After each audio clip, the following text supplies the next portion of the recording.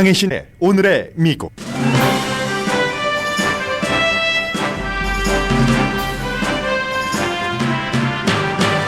미국 대통령이 오늘 아침 미국 국민에게 미국 은행은 안전하다고 연설했습니다. 미국에서 두 번째와 세 번째로 큰 은행이 붕괴 위기에 처하자, 큰 은행 순서가 아니라 최근에 2008년 이후에 두 번째, 세 번째로 그 붕괴한 은행 가운데서 규모가 크다는 말씀이었습니다.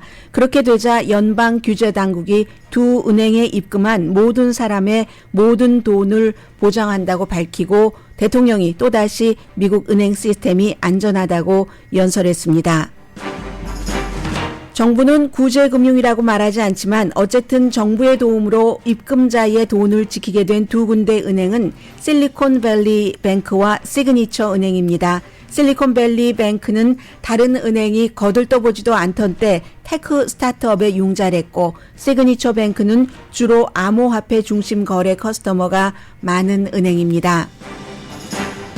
특수한 두 군데 은행의 흔들림은 미국 내 일반 은행에 돈을 입금한 모든 사람들을 걱정하게 했고 미국을 포함한 세계 금융시장도 출렁이게 만들었습니다. 더 중요한 것은 두 은행의 붕괴 원인이기도 한 이자율 인상 방향이 바뀔지 그리고 의회가 트럼프 시대에 무효화했던 은행 규제안을 복원할지 여부입니다. 공상과학 코미디 Everything Everywhere All at Once가 오스카 7개 부문 수상을 하면서 아시아 파워를 확인시켰습니다. 작품상, 감독상, 여우주연상과 시나리오상 등 주요 상을 휩쓸어서 모든 곳에서 모든 것을 한 번에라는 영화 제목답습니다. 스스로 아시아계라고 밝힌 배우 가운데는 최초로 여자 주연상을 받은 양자경, 미셸 연은 인종을 초월한 꿈을 말한 건 당연하고 자신이 60세의 여배우라는 걸 상기시키면서 인생의 황금기가 여자에게 끝났다고 당신에게 누구도 말하지 못하도록 해라 하는 메시지도 남겼습니다.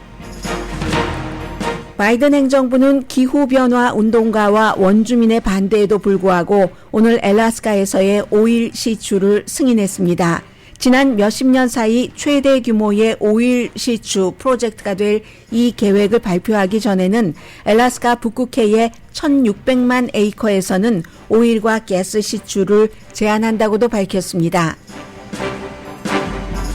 캘리포니아주에서는 지난 주말 미성년자에게 술을 대신 사준 성인 130명 이상이 체포됐습니다. 2017년 이후 최대 규모의 한미합동 군사훈련이 시작되자 북한은 잠수함 기반의 전략적 크루즈 미사일을 발사했습니다. 여러분 안녕하십니까? 오늘의 미국 강예신입니다. 주식시장이 많이 출렁이긴 했지만 역시 정부가 빠른 조치를 하니까 지금 다우지수 올라가고 있고요.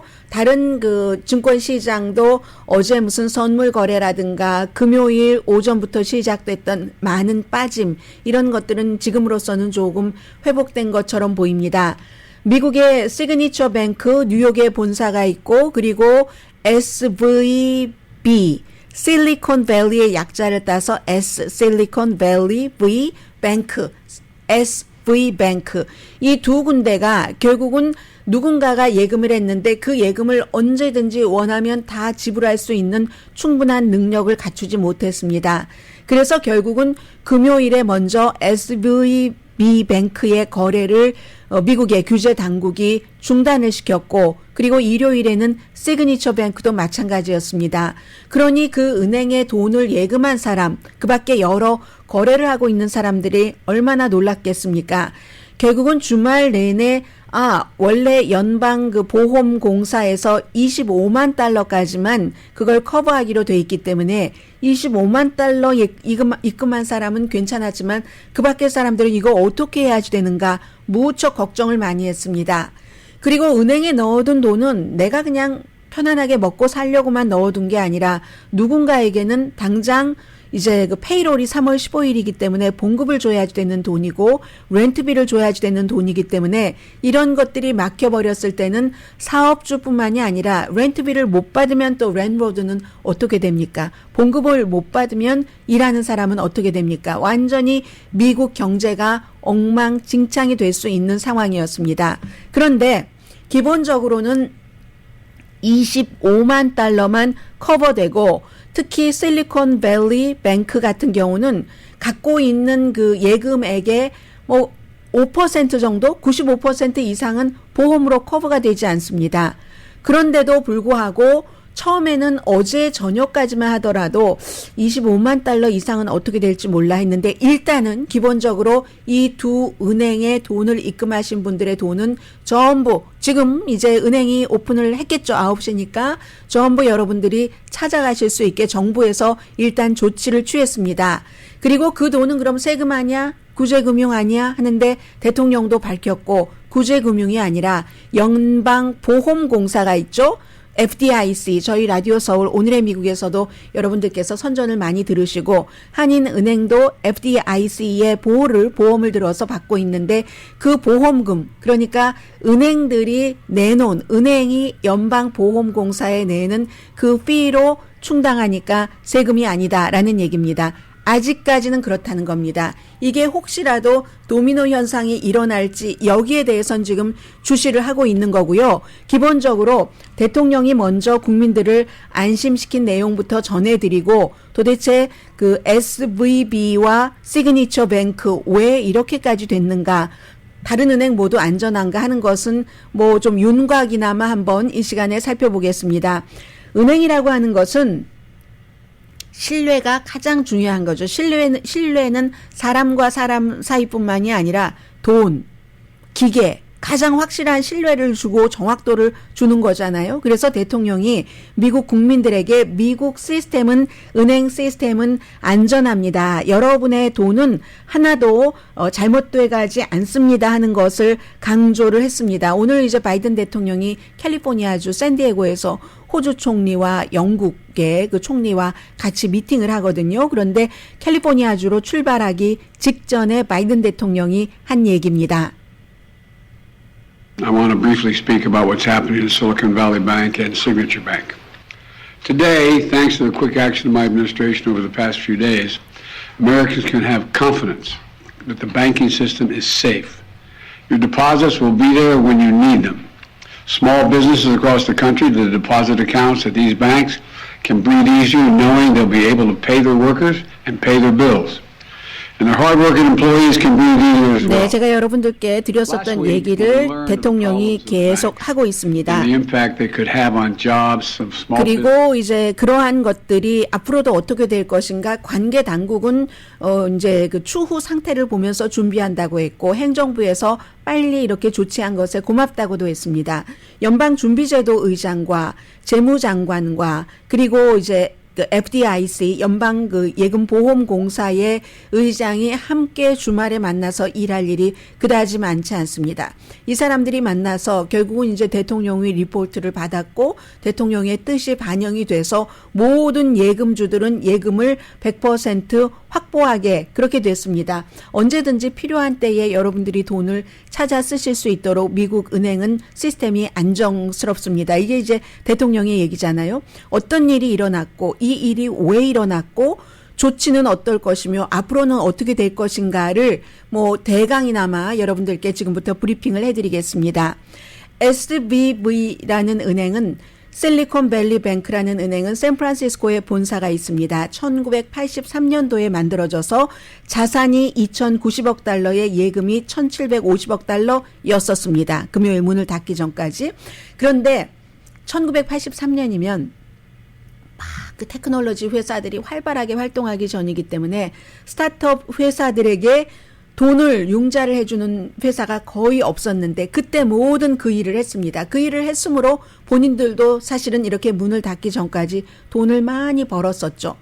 이 은행이 기후변화에 관한 회사 1,500군데가 어카운트를 이 은행에 갖고 있습니다. 기후변화 관련 사업을 하는 미국 회사의 반 정도는 CVB와 거래를 하고 있습니다. 그런데 은행은 문제가 사실은 갑자기 이틀 동안에 이렇게 문이 닫혀버렸습니다. 수요일에 시작해서 돈을 못 모아서 이 증식을 하려고 하다가 이틀 만에 실패를 해서 금요일에 문을 닫게 됐는데 갑자기 이렇게 됐을까요? 그렇지 않습니다. 2021년 이게 다 팬데믹과 함께 시작을 합니다.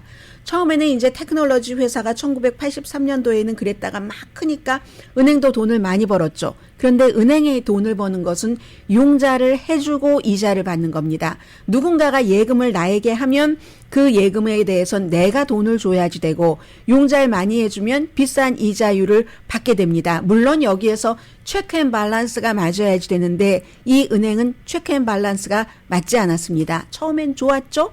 팬데믹 되고 사람들이 집에 있고 막 테크놀로지 회사들 막 이렇게 되고 하니까 돈이 많았었습니다. 테크놀로지 회사가 돈을 빌려가질 않아요. 은행이 돈을 버는 수단인데 빌려가지 않고 캐시가 너무 남아 돌아서 은행에다 계속 예금을 했습니다. 그러니까 은행은 그 예금에 대한 이자를 줘야지 되기 때문에 돈이 잘 그때부터는 벌리지 않기 시작했고 은행도 돈을 가만히 은행 창고에 쌓아놓는 게 아니죠. 테크 회사에서 이제 그 돈을 은행에 맡기면 그 은행을 어디엔가 투자를 하는데 채권에 투자를 많이 했습니다. 그런데 이것도 타이밍이 맞아서 싸게 사서 비싸게 팔아야지 되는데 이 경우에는 반대가 됐습니다. 뱅크가 좀 이상해, 불안해 하니까 사람들이 돈을 막 찾아가기 시작했죠. 그러니까 뱅크는 지금 이자율이 높기 때문에 채권값이 낮을 때 이 채권을 싼 값에 팔아야지 됐습니다. 살 때는 비싸게 사고 팔 때는 싸게 팔고 이렇게 하면서 메워 오다가 결국은 20억 달러에서 25억 달러 정도를 이틀 동안에 마련하지 못했습니다. 그리고는 규제 당국이 일단 거래하지 말아라. 너무 많은 사람이 돈을 찾아가니까 거래하지 말아라. 중지가 됐죠. 뉴욕의 시그니처 은행은 어제 있었던 일입니다. 지난주에 사실은 암호화폐 은행인 그 실버게이트도 그 실패를 했고요. 이 시그니처 은행은 총 자산은 110억 달러, 예금은 830억 달러입니다. 뉴욕, 캘리포니아, 커네디컷, 노스캐롤라이나, 네바다 등 이렇게 5개 주에 40개의 지점이 있고요. 그에 비해서 그 샌프란시스코에 본사가 있는 실리콘밸리 뱅크는 직원이 한 8,500명 정도 되고 미국에도 많고 세계 다른 나라에도 지점이 있습니다. 그래서 결국은 이 두 군데의 은행의 예금주부터 일단은 정부가 이것부터 불부터 끈 겁니다. 25만 달러 이상이라도 오늘 이제 죄 없는 사람의 돈을 잃어버리게 할 수는 없다. 그게 미국의 경제가 파산을 하는 것과 마찬가지의 결과를 가져오기 때문에 문제는 있었지만 이 은행도 마찬가지인 거죠. 만약에 예를 들어 은행도 어디엔가에 투자를 하는데 투자를 했을 때 채권에 투자를 해서 비쌀 때 투자를 해서 쌀 때 팔아야지만 되는 그런 상황이 온다면 지금 이 두 은행만 그러는가? 다른 은행들은 안전한가? 금요일부터 은행 주식들이 많이 내려갔거든요. 그래서 다른 은행들은 안전한가? 이게 지금은 남아있는 거고 2007년, 2008년, 2009년 금융위기를 우리는 겪었었습니다. 그래서 레리 서머스 전 그 재무장관 같은 경우는 지금은 연방정부에서 관계 당국에서 빨리 조치를 취했기 때문에 이 정도면은 다른 은행 괜찮다. 대통령이 괜찮다고 했어요. 바이든 대통령도 미국 시스템은 안전하다라고 얘기를 했지만 앞으로 어떻게 될지는 사실은 레리 서머스 전 재무장관의 말이 맞기를 바랄 수밖에 없는 거죠. 장기적으로는 그럼 이런 사태를 어떻게 막아야지 되는가? 은행이 쿠션이 있어야지 되는 거죠. 체크 앤 밸런스가 맞춰야지 되는 거고 이 부분에 대해서는 9시 35분경에 조금 더 전해드리겠습니다. 그리고 25만 달러 그 보장하는 한도가 과연 의미가 있겠는가? 그렇게 되는 경우는 의회에서 사실은 이런 일이 일어나지 않게 하기 위해서 뭔가 조치를 취해야 되는 게 아닌가? 이런 많은 일들이 지금 규제 당국, 은행 당국 이런 사람들이 하고 있는 일이고요.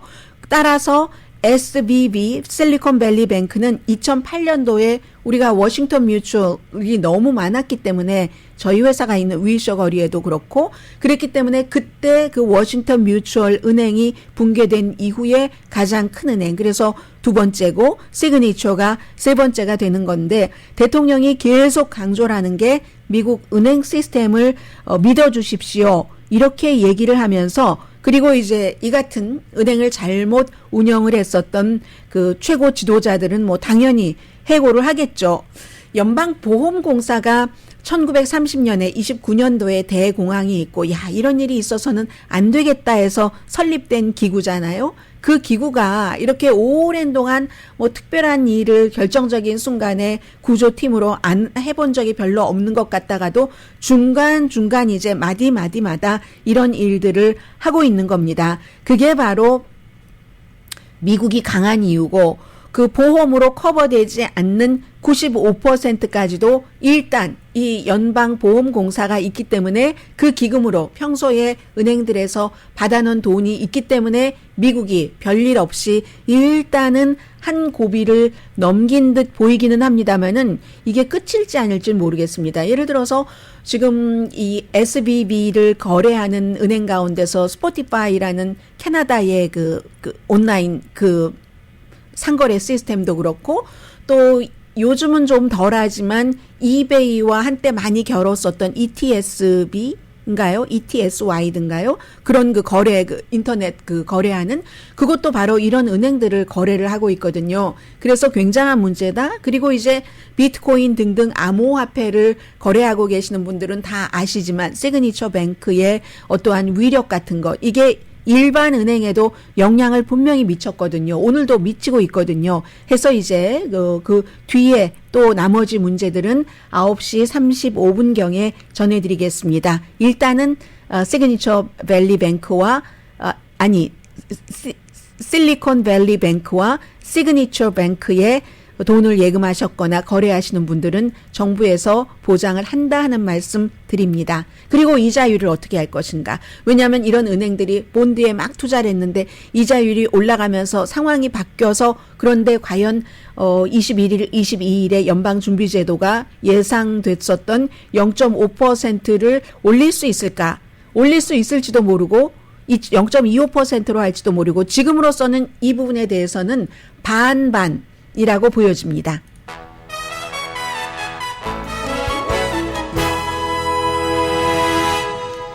잠시 뒤에는 오늘은 제가 아마 오늘의 미국을 방송하면서 뭐 아카데미 시상식이 뉴스니까 늘 전하기는 하는데 오늘처럼 좀 에이시안 아메리칸뿐만이 아니라 이건 아시안들에게도 대단히 중요한 뉴스죠. 왜냐하면 양자경이 말레이시아에서 태어나서 미국에서 태어난 뭐 에이시안계 미국인이 아니라 말레이시아 국적의 사람이기 때문에 해서 아시아계 굉장한 그 파워였고요. 그리고 또 다른 추세, 이건 앞에 실리콘밸리의 그 은행이라든가 암호화폐를 주로 다루는 은행이라든가의 떠오름과 그러니까 위험하게 떠올랐던 게 위험하게 이렇게 폭삭 가라앉기도 하는데 그런 것도 있지만 역시 이번에 아카데미 시상식에서도 테크놀로지와 관련된 더 이상은 아주 비익한 스튜디오가 필요 없다. 이젠 넷플릭스도 상을 받았잖아요. 비익한 스튜디오가 필요 없다는 것과 저는 레이디 가가의 공연도 굉장히 인상적이었거든요. 잠시 뒤에 전해드립니다. 재미있는 부분들이 있습니다. 분명히. 라디오 서울 방송 오늘의 미국 듣고 계십니다. 네, 어제 95회 아카데미 그 시상식은요. 전부 이랬죠. Everything, everywhere. 네, Everything Everywhere 하고 그 수상 작품을 발표하는데 박수가 하도 크게 나오니까 All at Once라는 마지막 말조차도 하지 못했습니다. 모든 곳에서 모든 것을 한 번에 확 95회 오스카상 시상식에서 7개 부문의 상을 받았는데 그것도 전부 중요한 거 다 받았습니다. 작품상, 감독상, 여우주연상, 남녀조연상, 그리고 또 편집상을 받았고 또 중요한 시나리오상을 제가 뺐네요. 이렇게 7개를 전부 받았습니다. 공상 판타지 뭐 여러분들 보실 분들은 보셔도 괜찮을 것 같고요. 아무튼 뭐 딸과 관계를 좀 맺고 싶고 결혼 생활도 힘들고 하는데 Another World에서의 뭔가 이렇게 해서 뭐 모험, 우주 모험 뭐 이런 그 코미디, 공상과학 뭐 이렇게 되는 그 상인데 사실은 남자 조연상을 아카데미상에서 그 아시아계 배우가 받은 건 처음이라고 하는데 여자는 미나리, 윤여정 씨가 처음 받았잖아요. 처음 문을 열었고 그리고 역시 작품상과 감독상도 시나리오상까지도 기생충이 그 봉준호 감독이 먼저 열었습니다. 그러나 이제 그 뒤에 이 작품은 봉준호 감독보다도 더 많은 상을 봉준호 감독 때는 4개였었죠. 그 당시에 는 처음으로 외국어인데도 작품상을 받았었고 그리고 이제 국제 영화상도 받았었고 했는데 이번에는 이제 뭐 다른 뭐 편집이라든가 남자 주연 또 뭐 이런 상들을 더 받아서 7개를 받았는데 뭐 여러 번 말씀드렸습니다만은 미셸 여가 그 양자경이 올해 나이가 그 30살이잖아요. 그 전에 당연히 얘기를 했죠. 이제 아시아계 여자 배우로서는 후보일 때는 두 번째라고도 말할 수도 있고 첫 번째라고도 말할 수도 있었습니다. 왜냐하면 과거에 뭐 30년대 아니면 40년대였을 겁니다. 그때 영국 배우가 후보에 올랐는데 그 당시만 하더라도 예전이잖아요. 본인이 혼혈이었던 거예요. 혼혈이라는 아시아계라는 것을 숨겼었기 때문에 나중에 그 배우가 숨지고 나서 공개를 했다고 하든가 아무튼 그렇던데요. 그래서 배우 활동을 하기 위해서 그 배우는 본인이 혼혈이라는 걸 숨기려고 뭐 다른 사람의 뭐 딸인 것처럼 하고 온갖 술수를 다 썼었습니다. 시대가 이제 좋아진 거죠. 해서 이제 그 양자경이 후보일 땐 그랬고 여우 주연상을 받은 것은 아시아 배우로서 처음입니다. 케이트 블란쳇을 제치고 백인 배우 타르에서 막 지휘자 했었던 그 제치고 받은 것이기 때문에 당연히 얘기를 했죠. 나처럼 생긴 모든 작은 little boys와 little girls가 이 시상식을 보고 있다면 이건 희망과 가능성의 등대다. 이렇게 얘기를 했거든요. 그리고 또 이제 할리베리가 유색 인종으로서는 2002년도에 그 아프리칸 아메리칸 아주 근사하게 생긴 할리베리가 나중에 뭐 본드걸로도 나왔던가요? 할리베리가 그 상을 받았는데 그 이후에 두 번째입니다. 유색 인종으로는 아시아계로는 처음이고 유색 인종에서도 그러니까는 그 이 오스카가 흑인에게 먼저 문을 열어줬고 미국인 흑인에게 그리고 말레이시아에서 태어나서 말레이시아 국적을 갖고 있는 양자경에게 두 번째로 상을 준 겁니다. 뭐라고 양자경이 얘기를 했냐면요. 여성들이요.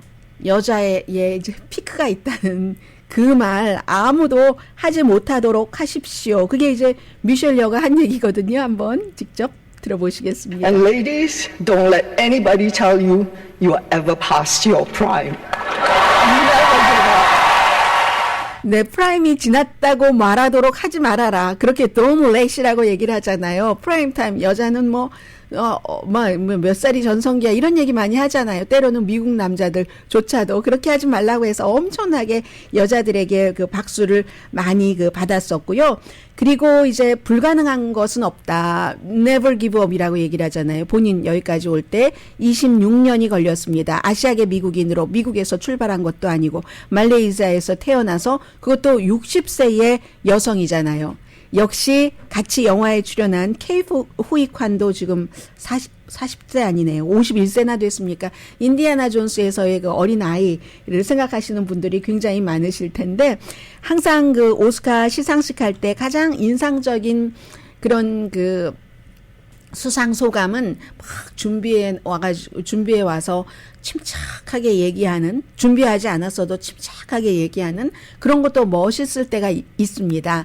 그러나 영화적인 그 시상식이어서 그런지 막 배우들이 가장 좋은 상을 받으면서 어떻게 그 감정을 주체하지 못하고 하는 그게 바로 그 케이프이 칸이 얘기를 엄마 나 받았어 막 이렇게 얘기를 한 거거든요.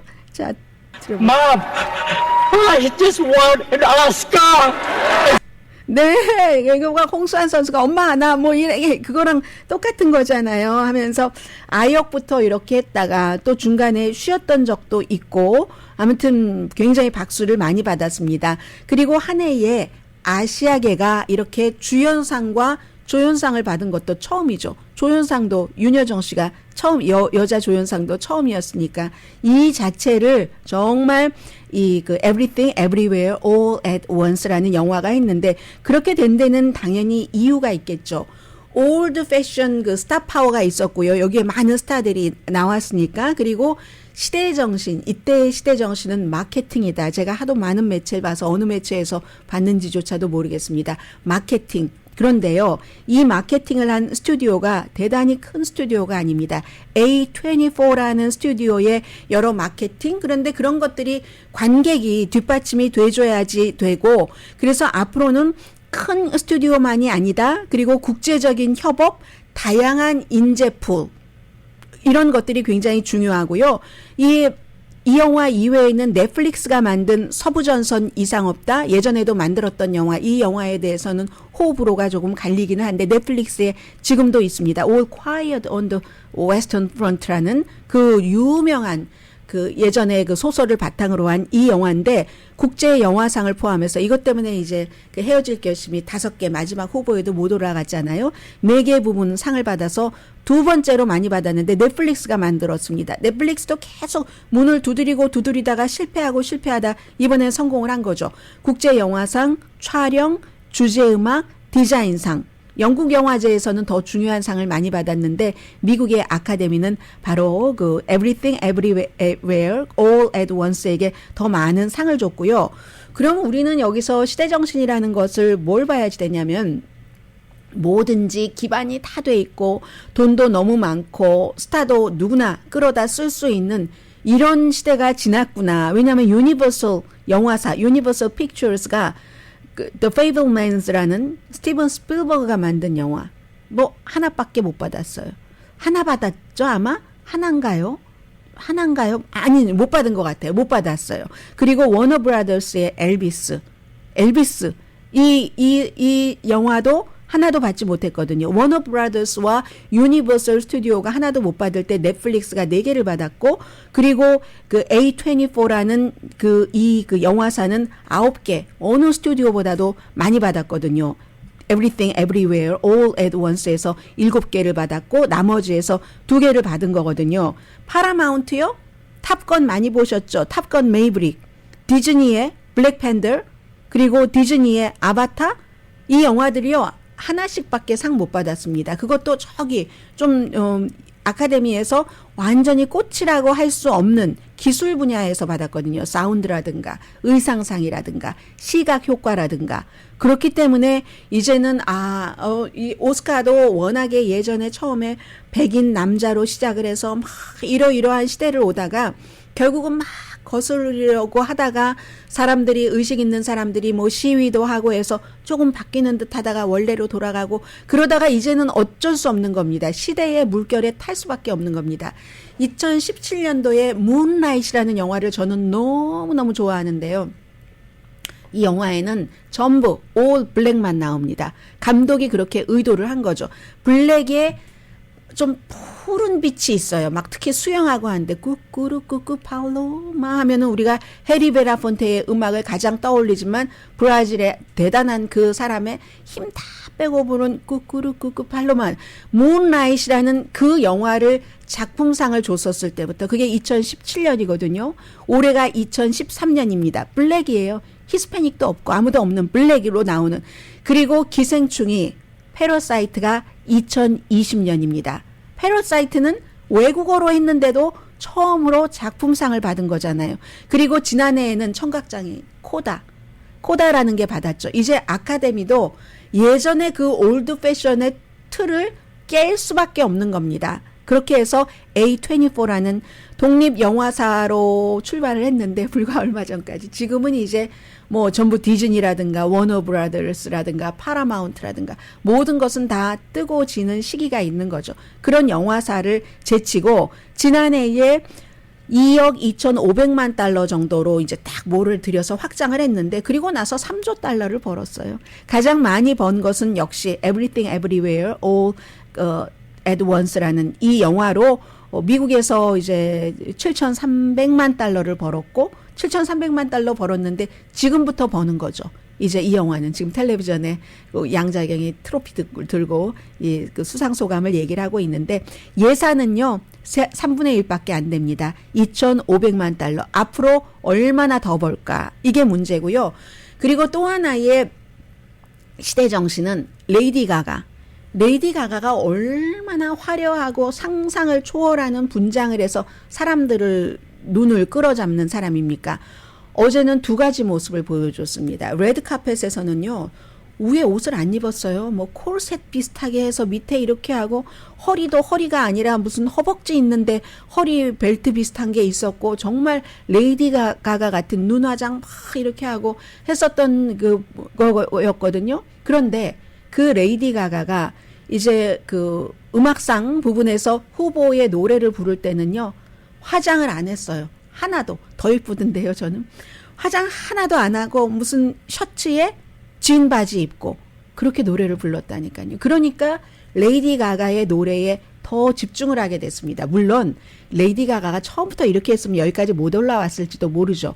어느 순간이 돼서 모든 것을 초월해서 나는 최고의 극단적인 효과로 승부를 했다가 그것으로 딱 이기고 나서는 그 승부를 내려놓는 레이디 가가. 그럼으로써 또 다른 승부를 가는 거잖아요.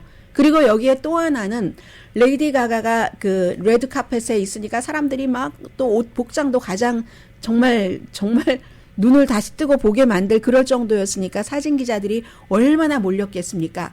어느 사진 기자 한 명이 넘어질 뻔했다나요? 그러니까 레이디 가가가요 사람들에게 팬들에게 저 사람 좀 도와주라고 가장 현실을 초월한 것 같이 그 무대에서 공연을 하는 레이디 가가가 가장 인간적인 모습을 보여주는 겁니다. 그런 인간적인 모습이 있기 때문에 그런 노래가 나오는지도 모르겠습니다만은 그래서 어제는 저는 가장 인상적이었던 게 레이디 가가의 그 화장 안 한 맨 얼굴 그 모습이었고요. 이제 아시아계는 미국의 어떤 분야에서든 이 정도 되면은 내년이면은 BTS가 그렇게 두드리다가 못 나가고 두드리다가 못 나가고 하는 음악 분야에서도 아시아계가 어떠한 것을 확실하게 보여줄 수 있을지 알 수 없는 일이죠.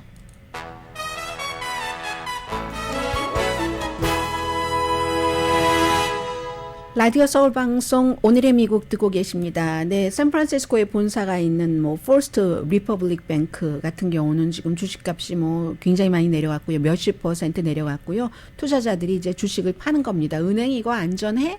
아무리 대통령이 안전하다고 얘기를 해도 대통령이 그리고 아까 연설할 때 여러분들께 들려드리지는 못했습니다만은 의회에서 은행에 대해서 뭔가 규제를 해야지 된다 이런 얘기를 했습니다. 그리고 연방준비제도도 나름대로 그 뱅크 팀 펀딩 프로그램 같은 것을 만들어서 어려울 때 은행에서 돈을 좀 더 쉽게 빌릴 수 있도록 한다던가 여러 가지를 지금 추진을 하고 있는데요. 지금 그 실리콘밸리 뱅크와 시그니처 뱅크가 가장 빠르게 성장했다가 며칠 만에 가장 빠르게 이제 추락을 하는 그런 곳이었는데 의회에서는 사실은 이게 그 지역사회에 큰 영향을 미치잖아요. 2018년도에 타드 프랭크 뱅킹 법이라는 것을 이게 오바마 시대에 만들었습니다. 굉장히 은행 규제를 강화한 것이었었죠. 그런데 왜냐하면 그런 파산을 경험했기 때문에 원래 은행권이 막 위험하고 있었을 때 아들 부시와 그리고 공화당 그리고 민주당인 오바마가 그 아주 강하게 좀 규제를 했고 오바마 때 들어서 더 규제를 해서 사람들이 이런 때 돈을 잃어버리지 않도록 은행이 해야지 되는 가지고 있어야지 되는 자산을 예비비 같은 것들도 더 많이 늘리고 하도록 해놨습니다. 그런데 트럼프 전 대통령이 2018년도에 트럼프 시대에 그것을 없애버렸거든요. 오늘 바이든 대통령이 그 같은 룰을 다시 만들어서 은행 파산을 막는 보호 장치를 해야지 된다고 의회에 촉구를 했습니다. 뭐 그래야지만이 이자율에 너무 출렁이지 않는다. 뭐 은행도 그 자산을 다른 데다가 투자를 하는데 이자율 변동에 따라서 은행의 자산이 축소될 수 있으니까. 그리고 실리콘밸리 뱅크의 경우는 로카나 연방 하원 의원 지역구이거든요. 17지구 그 마이크 혼다 의원을 누르고 이긴 그 인도계의 그 젊은 의원이 당선된 그곳이기 때문에 어떤 형태로든 아무튼 일반인들의 예금은 보호를 해야지 된다고 얘기를 하고 있고 초당적으로 과연 재무부와 함께 은행에 대해서 더 규제를 하는 아무래도 물론 뭐 며칠만이라고 하지만 몇 년에 걸쳐서 이렇게 은행이 일단 사람들에게 줄 돈이 없을지도 모른다는 두려움 속에서 사람들이 돈을 다 인출해 가는 사태를 만들지 않으려면 조금 더 어렵게 규제를 했어야지 되지 않을까. 일반인들은 뭐 구체적인 내용까지야 모른다 할지라도 그런 것들이 이제 의회에서 논의가 될 것 같습니다. 그런데 하원은 뭐 이번 주 내일부터 내내 쉬고 상원은 내일까지 돌아오지 않고 그리고 상원 돌아오면은 인준 그 회의 해야 되거든요. 에리카 세리 전 LA 시장이 인도 대사로 가는 게 지금까지 얼마나 오래 미뤄졌습니까? 그 사람이 본인의 그 최고 그 참모가 성추행 그런 혐의가 있는 것을 알고도 적절한 조치를 취하지 않았다고 해서 결국은 이제 인도 주재 그 미국 대사로 지명받을 것 같은데 이런저런 일도 있기 때문에 의회에서 이번 주에 얼마나 빨리 그 일을 할지는 모르겠습니다만은 분명한 건 그 나드 프랭크 뱅킹 룰 같은 것을 다시 부활시켜야지 된다, 복원시켜야지 된다 하는 얘기가 나올 것 같습니다.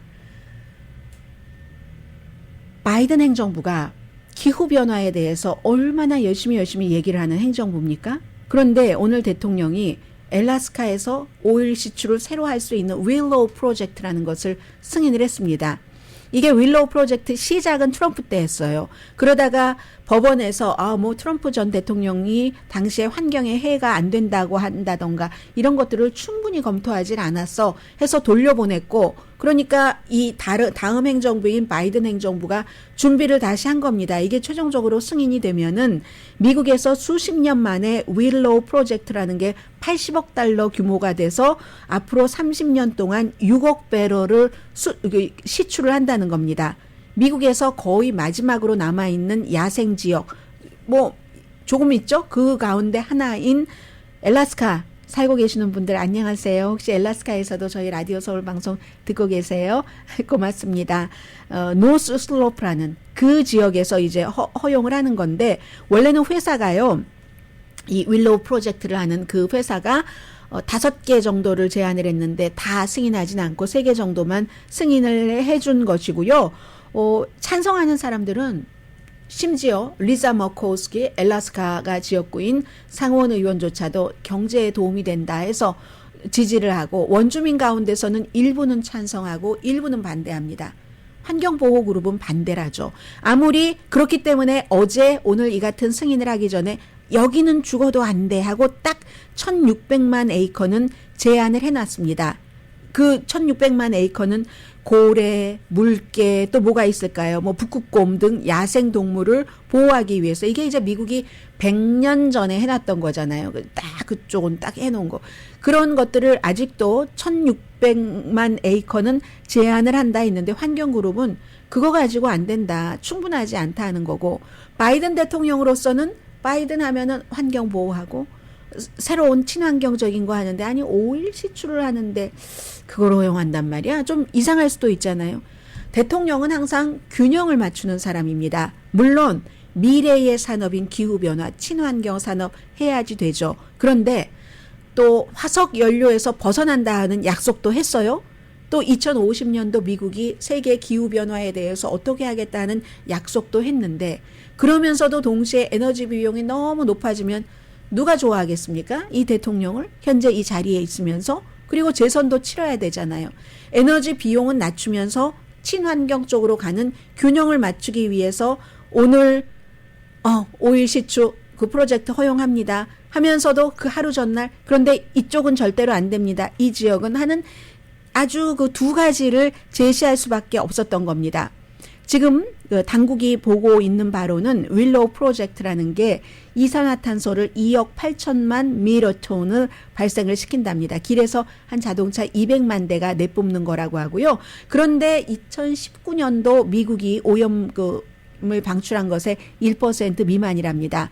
석탄 기반의 발전소 한 개 1.2개가 1년 동안 방출하는 양 정도 된다고 하거든요. 이 윌로우 프로젝트가.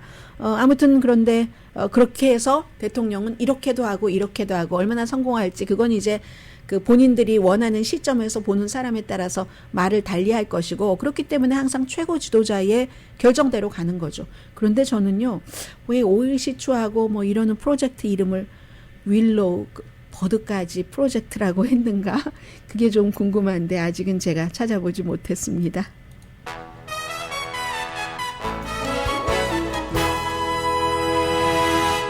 라디오 서울 방송 오늘의 미국 듣고 계십니다. 130명 이상이 캘리포니아주에서 미성년자를 대신해서 술을 사준 혐의로 지난 토요일에 체포가 됐습니다. 44군데 로컬에서 이런 일을 주류 통제국과 법 집행관이 함께 했는데 미성년자로 이제 가장을 해서 이것 좀 사주세요 하고 리커 스토어나 컨비니언스 스토어 밖에서 이제 경찰의 보호 아래 그렇게 하고 그러니까 분명히 밝힌 거죠. 제가 미성년자라서 살 수 없는데 그런데 그럴 때 사주는 사람이 그렇게 많나요? 해서 바로 즉시에 수갑을 찬 사람들이 많습니다. 벌금은 최소 100달러가 아니라 1000달러네요. 그리고 24시간 커뮤니티 봉사도 하는데 왜냐하면 이런 일들을 하는 것이 많은 그 개인을 보호하는 것도 있지만 21살 미만이 술을 마시고 운전을 한다던가 할 때는 사고 낼 확률이 성인 술 마신 사람보다 훨씬 많다는 거죠. 그래서 이제 전국 교통안전국에서도 캘리포니아 하이웨이 패트롤에서도 ABC 주류 통제국에서도 또 경찰들도 굉장히 지금 신경을 쓰고 있는 그러한 그 이슈고요. 또 주말에 가장 중요했었던 이슈 가운데 하나는 마이크 펜스 전 부통령이 역사가 트럼프 전 대통령에게 1월 6일 의사당 폭동 사건에 대해서 책임을 물을 것이다. 책임이 있다 하는 얘기예요. 그런 얘기를 했고 그리고 북한이 한미 합동 군사훈련 3월 13일 어제 시작됐잖아요. 그러자 바로 이제 북한도 2발의 잠수함 기반의 전략적 크루즈 미사일을 발사했습니다. 보통 우리가 전략적이다라고 얘기할 때는 그럴 때는 이게 핵 능력이 있다는 얘기잖아요. 그리고 한미 합동 군사 훈련은 이번에는 2017년 트럼프 전 대통령이 딱 돈도 많이 들고 김정은이 싫어하잖아. 김정은이 거북해야 하는 일을 왜 해? 하면서 중지했었던 그 이후에 이제 최대 규모가 되는 것이고 거기에 대한 화답으로 북한이 한 것은 932마일 정도를 비행을 했다고 하고요. 824 용궁 잠수함 참 이름도 북한스럽게 짓습니다. 잠수함과 함대도 있지만 이 824 용궁이 유일하게 알려진 그 탄도미사일 그 기술을 갖고 있는 잠수함으로 알고 있고요. 그리고 이제 11일 동안 어제 하루 지났으니까 열흘 남았습니다. 군사훈련 그 프리덤 쉴드 23 한국과 북한은 아직도 전쟁 중이기 때문에 이러한 일들이 있고 정권이 바뀔 때마다 거기에 대한 호불호도 많고요. 제가 앞에 이 말씀 안 드리지 않았던가요? 다시 한번 하는 게 안전하겠는데요. 약속이니까요. 약속 지키느라 인사는 못했어요. 강희신이었습니다.